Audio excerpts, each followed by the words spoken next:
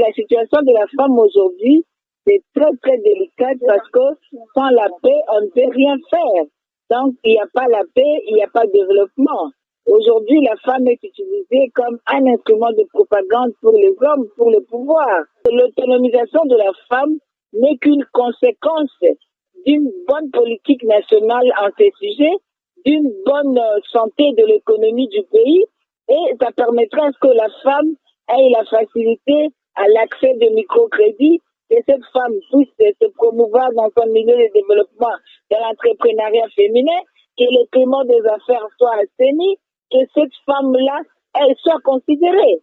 Jusqu'aujourd'hui, la femme est en train de subir ces clichés sociétals qui m'ont été imposés depuis nos us et coutumes avec les présenteurs culturels.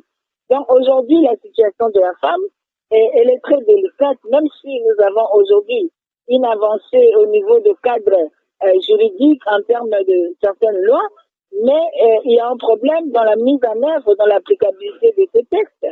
Vous regardez l'article 13 de la loi électorale aujourd'hui, non seulement que la loi précédente n'avait pas un caractère contraignant, mais aujourd'hui, on vous dit que s'il y a plusieurs femmes dans la liste, le parti sera exempté de frais de caution électorale.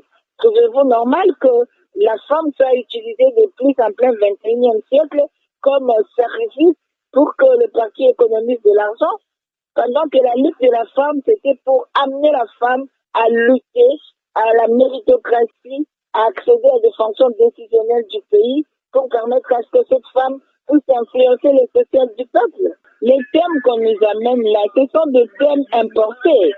Est-ce qu'aujourd'hui, la situation de la femme congolaise, ici, pour nous donner les thèmes, on peut parler du numérique. Quand vous voyez le numérique, vous voyez le nombre, le digital, le doigt des femmes qui touchent l'Android, elles sont combien? Si d'ailleurs la globalité de ceux qui utilisent l'Internet ici au Congo, c'est 17, quelques pourcents. Les hommes et les femmes y compris. Pensez-vous que la femme a combien de pourcents? Quelle est la facilité que l'État a mise en place pour permettre à ce que la femme accède à ses téléphones? Combien de femmes utilisent le téléphone? Dans nos milieux ruraux, cette femme rurale, cette maman Bitipula, cette maman vendeuse de la Gambela, cette ménagère, cette femme, elle a l'argent de s'acheter un téléphone ou elle a l'argent, elle cherche l'argent pour nourrir ses enfants.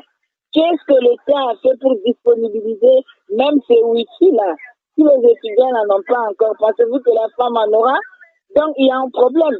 On nous importe des thèmes qui ne sont pas contextualisés par rapport à ce que nous vivons.